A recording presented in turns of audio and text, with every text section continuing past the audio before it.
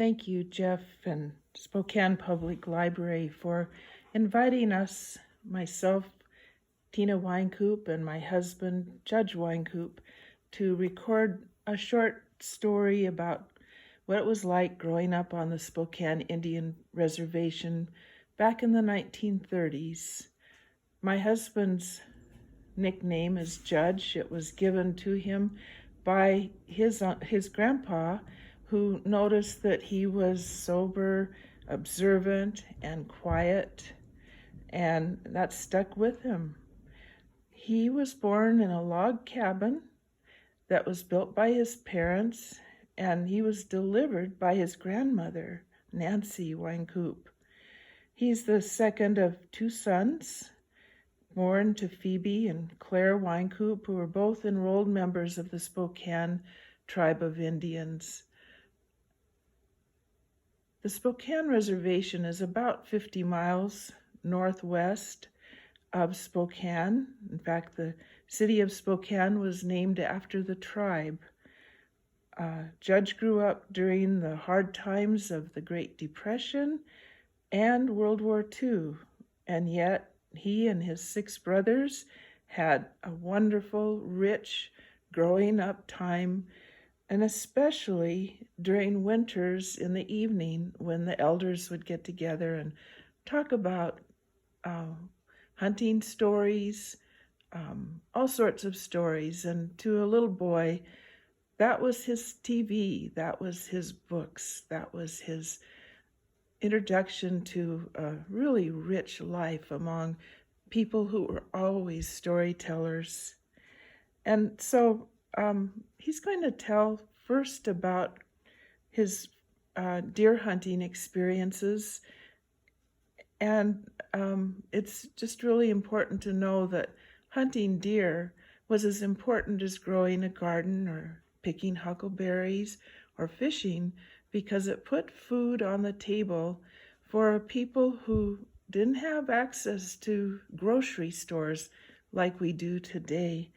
So, Judge, why don't you talk about some of those stories and how you became a hunter?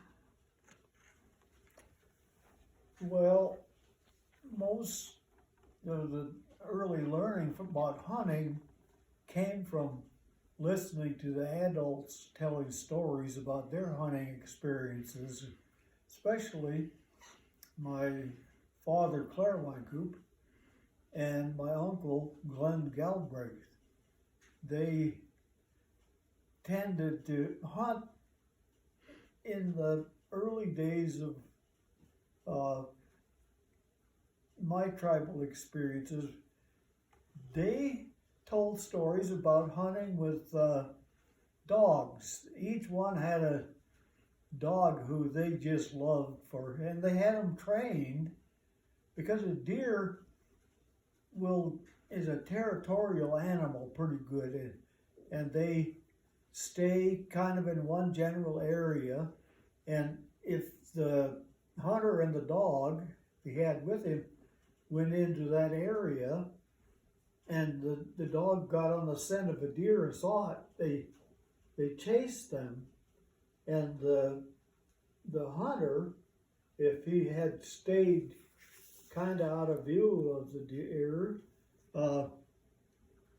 would just post himself in a good clear area right near where the starting point was of the chase, and the dog chased the deer, and they tend to go in a big circle, and they come back through their territory. And that's how my father and uncle got food for the tables. And that just made the dog nearly godlike to them, because I don't remember the names of which one of them was Jippo. That was, I believe, my dad's dog, and it was just absolutely his best hunting friend ever. Then we had family hunts where we would make drives.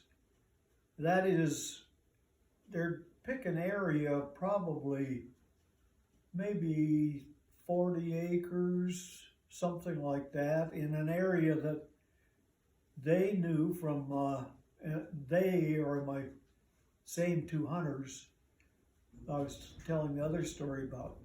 They knew where to post people, because when the person, and again, probably the drivers, who usually, in my experience, was myself and my brother Chick. We were drivers, and we thought of ourselves more like being dogs. And we'd go through an area making all the noise we could. And that would, startle the deer, and they would tend to run, and they had certain spots they would go through the woods, and they would come to go across an old logging road, and then they would be shot by the person on the stand. And that was a very effective way for us to get some meat especially in the fall, right about early September. And that was very, very effective. And so this one time, for the first time, and I was about, I guess, 10, 11, I almost said o'clock. I was 10 or 11 years old. I got invited to go along on the hunt, and I got to be on one of the stands, which my dad was pretty savvy about our experiences and lack of, and so my position was right near our 37 Chevrolet car, which was parked on one of the known areas where deer tended to go through, but it was really secondary or thirdly, because I wasn't really figured to be one of them was going to bag a deer. So here I wait by my car, and I can hear my brother, my uncle, my dad, and one of our dogs out in the area of housing for the deer. And it had been considerable time. I could hear the dog chasing something, and the hunters weren't trying to drive deer at that point. They were just coming through the area, and I all at once heard brush cracking down. I was in near the car, and I heard this commotion down in the woods, and you could hear a thump, thump, crash, thump, and I came to a decision real quickly that I needed a better position. So I climbed on top of the car because I was pretty worried about what was going to come out of the woods there. And I figured if I got up on top of the car, it wouldn't look bad, because I could say that, well, I just could see better over that little hill. And if I got in the car, that would be being rather cowardly. So I was armed with a 22 single-shot rifle. Yeah, I don't even know if I had a shell in the barrel because of the... Do you know what buck fever is? Well, I had a severe case of that. Okay, well, we've used up our allotted time. I've showed a picture of Judge's book called The Shooting Star, growing up on the Spokane Indian Reservation. And it's in the Northwest Room at the downtown library, along with his brother's book called The Way It Was, Growing Up on the Spokane Reservation. Two wonderful books about those times and those stories. And I must say that Judge is really, the best time to catch his stories is when he's driving, like we were out in the woods yesterday getting firewood, and a story will come up being reminded by a place we passed. And I'll tell you, if I were driving, I would drive off the road laughing.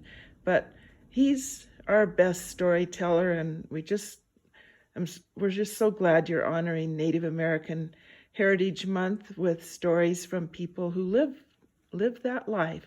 So thank you. Bye.